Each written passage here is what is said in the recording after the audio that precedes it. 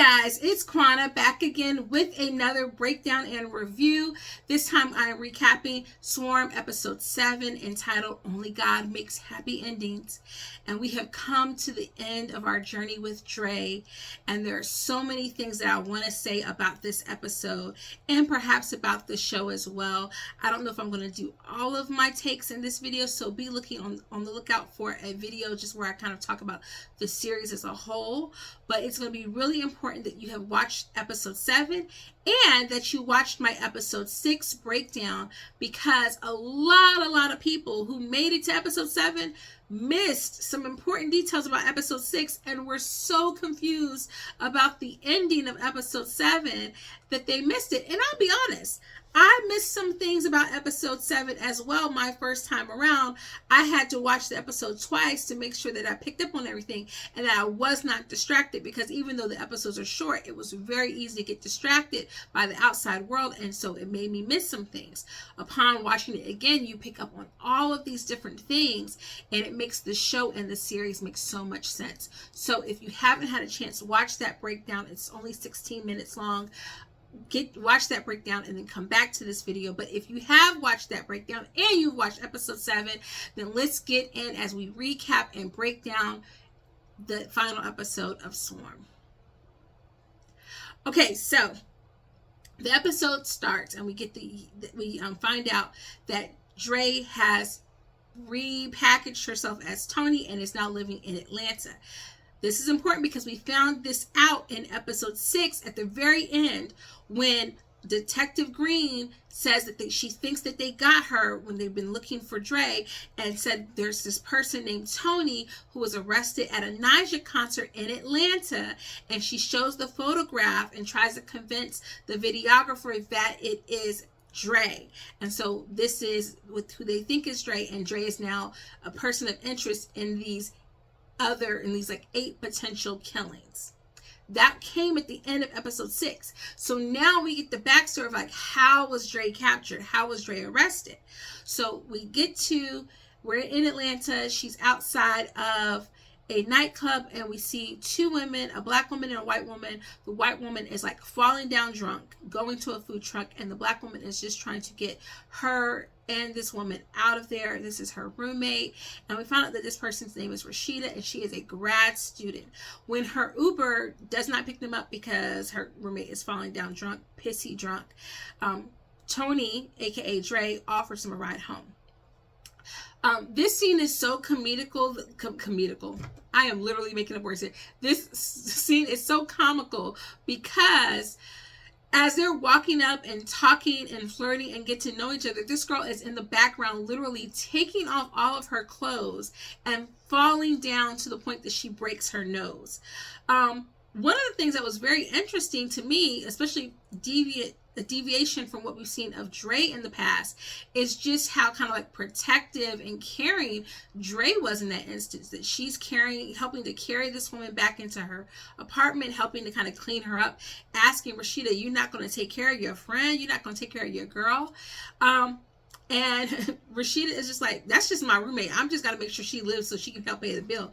We're not friends. I really don't even care about her." And they begin to talk and to bond. Now, in the midst of all this, as her phone goes off and a song plays, it's Naija.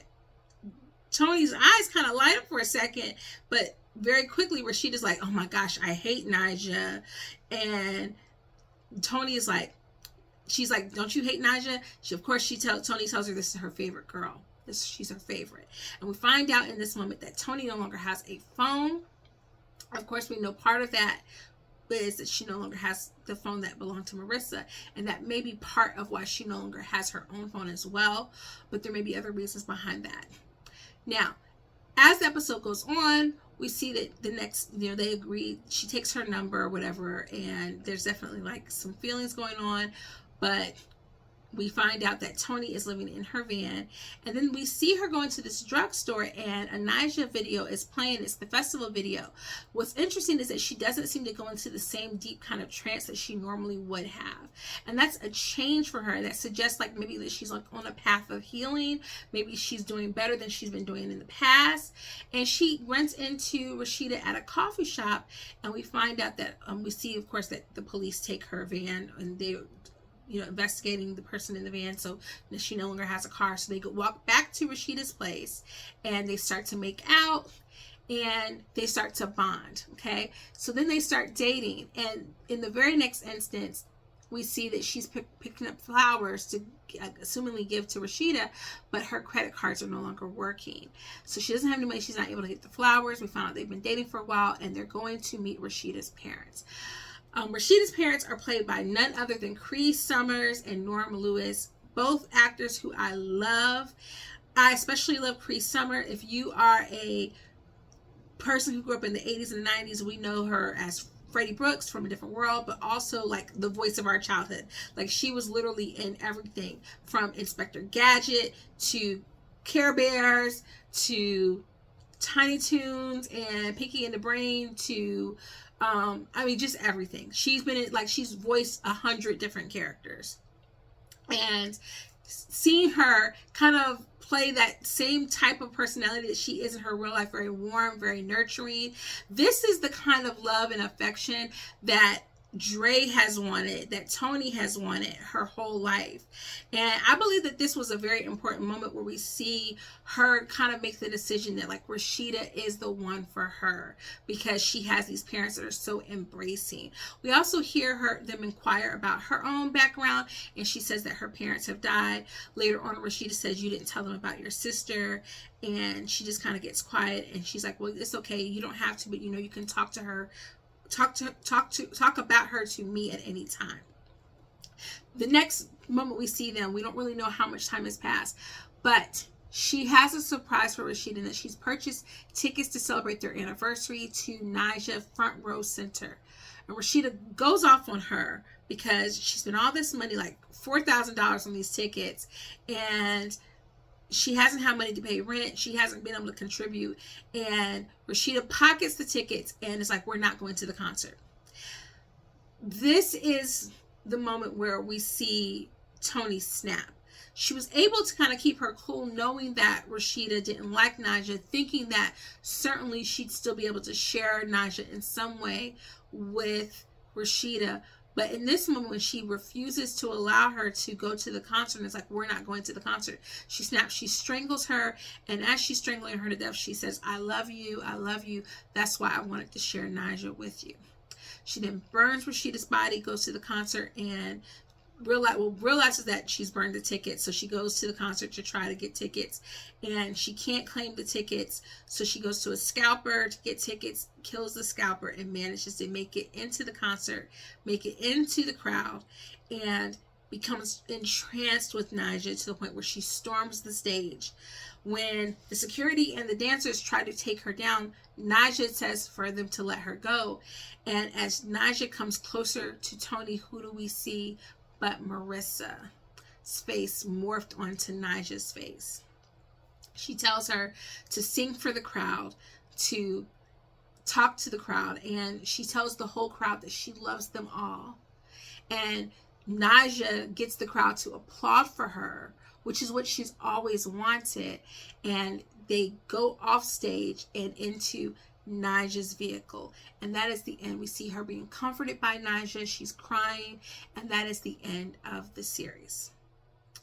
Now, what the heck did all of this mean? What did the show mean? What did this episode mean? Well, first and foremost, we have to look at the fact that we know from episode 6 that is not what happened, that she was arrested at that concert. That's very important, guys, to remember that she was arrested. So a lot of people were so upset that Dre seemingly got this happy ending, and she didn't. She was arrested. This is all happening in her mind. This is a psychotic break in which she has imagined this happening, but this is not really what happened. So what did happen? Well, what did happen is she did kill her girlfriend, who wouldn't allow her to share Nyjah with her.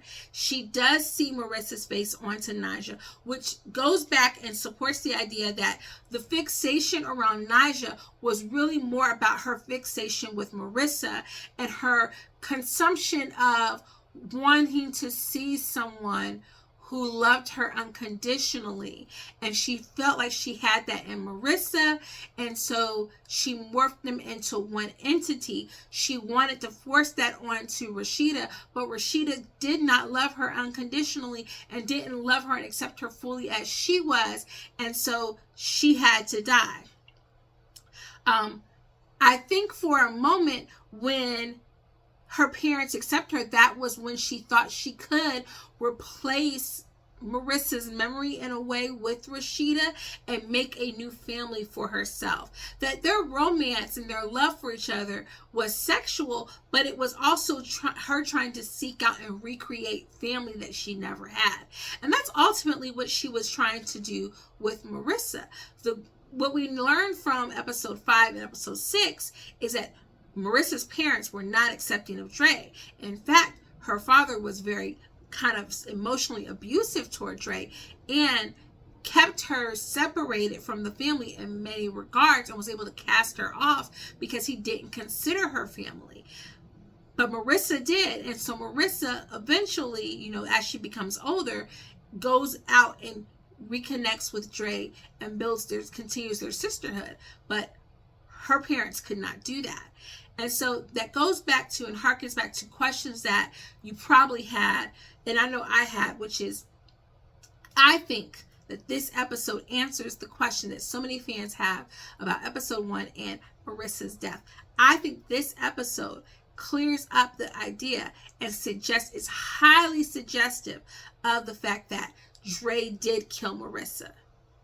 I definitely 100% think Dre killed Marissa. And I think that the reason she killed Marissa is because she almost wanted to consume Marissa. When Marissa was about to leave her, she was not going to let her go. And the same reason why she couldn't just get her tickets back from Rashida and break up with her, because she couldn't let her go. Dre's personality is all consuming. Her love is all consuming. She's not just going to let these individuals go from her. She has to consume them and morph them into who she thinks that she wants them to be. And the same way that we saw that those texts were coming in from Marissa, but they really weren't coming in from Marissa. They were really coming from Dre and her just using Marissa's phone. I think 100% that she killed Marissa. And I think that is why Marissa's father said, "You killed my daughter." Not just because she took them away from her or whatever, or her away from them, but I think she literally killed Marissa. But I think she doesn't really know that she killed Marissa. I think she kind of snapped from it. And I think she's also the kind of person that we would never really see her fully confess or admit to killing these individuals in the way that one might expect a serial killer to gloat over that. That is not who Dre is. When she's killing these people, she's killing them to protect Nigel or Marissa. And her kills for Marissa and Rashida are to keep them from being able to leave her. And I think definitely the fact that she snaps, and the same scenario that happened in episode 1 is what happened in this episode with Marissa and Rashida rejecting a Nigel concert. I think that says a lot. I think that tells us the answer that we wanted to know about that. The other thing that I think potentially is answered in this is the question of the spilled milk. Some people have wondered what happened with her grandmother. I went back. I said initially that I thought maybe she'd killed a pet or something like that. Definitely she gets a thrill or some kind of she gets into some kind of emotional trance when she hears these songs, and they take her kind of these out of body experiences. Perhaps even she killed a boyfriend or something of her mother's. We really don't know. She says her grandmother was in the kitchen cooking when she spilled the milk. So I definitely think that she didn't kill her grandmother perhaps, but perhaps her grandmother witnessed her harming someone else or something else. But I don't know that we'll ever really know the answer to that. I think it's possible that she killed her grandmother.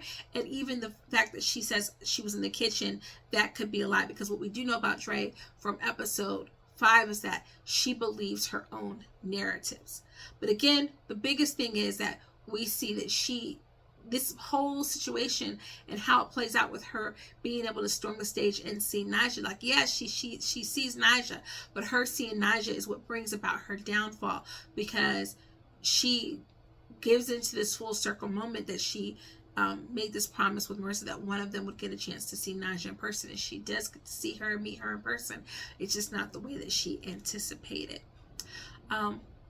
So yeah, I think that's the biggest thing that I think a lot of people did not realize about the episode. They thought that she had somehow had a happy ending. But again, only God makes happy endings. Her ending wasn't happy, except for in her mind, where she'll continue to kind of lie to herself and tell these lies and these narratives. In the same way that I think she's lying to herself about biting Naija, right? Because we know in real life that situation did not go out that way. So how would it have been where Dre could have really gotten to her and bitten her? It wouldn't have. Not with these people not really knowing who she was or having seen her face. So it's very clear that she's been lying to herself through many of these situations and many of these circumstances. And as I said in the last episode, this whole show has been a lie because it's all been a reproduction, and it's not based on the true but fake story that we saw in episode 6. So this is all us still watching a show play out. That's a show within a show. And I love that. I love that for us. This episode was very intriguing. It was very good. I kind of wonder what would have happened if the episodes had been done out of order, if we seen episode 7 first and then episode 6. But I don't like to think of ending the show without seeing Dominique Fishback, because again, just an incredible performance when she's crying while killing Rashida. That is such a haunting moment. And I think that something of note is that somehow she makes us feel for Tony in a way that, because she's killing someone that, you know, Tony's killing someone that she loves, and you can kind of see in her face that she really doesn't want to do that, but she snaps. She has this moment of disassociation, and she snaps, and she wanted to share this with her and she couldn't. And again, it has to go back to part of what was said in episode 6 about visibility, about being loved, and she is never able to find that unconditional love that she should have had as a child. She keeps trying to recreate it, and you can't do that. You can't force people to love you. You have to find love in healthy spaces and in healthy ways. Ultimately, I think that's really important, is that when we see Naija tell the audience to applaud for her, it's also fulfilling the moment from episode 6 where she was at the talent show and she was singing and she was performing, and she was doing a pretty good job too. And the kids were clowning her, and she just wanted that same acceptance. She was looking for acceptance then. She finally gets it from these massive Naija fans who, like her, just want to get as close as possible to their favorite star. So those are my thoughts around episode 7, but please let me know in the comments what you thought about this episode. Were you confused when you watched it? Were you angry that she made it on stage to see Naija? Did you want to fight her? What did you think about this episode? And what did you think about the series? I'm thinking about doing a follow-up video where I break down like some of the misconceptions or the thoughts around the series as a whole. But I don't know. I might just let this sit at this, because I feel like this is like a full circle moment. But I do think that this show was good. It was interesting. I think that the idea of it telling the story of a Black girl who gets kind of like lost and is misunderstood, and what it does, the way that it causes her to break, was so interesting. It's perspective that we don't get to see that often, and I really thoroughly enjoyed it. I loved going on this journey with you guys as well. So let me know down below in the comments what you want to be watching next, because you know I love having you guys come in and us sitting around and talking about TV shows and movies together. Okay, but until the next one, guys, be safe and toodles.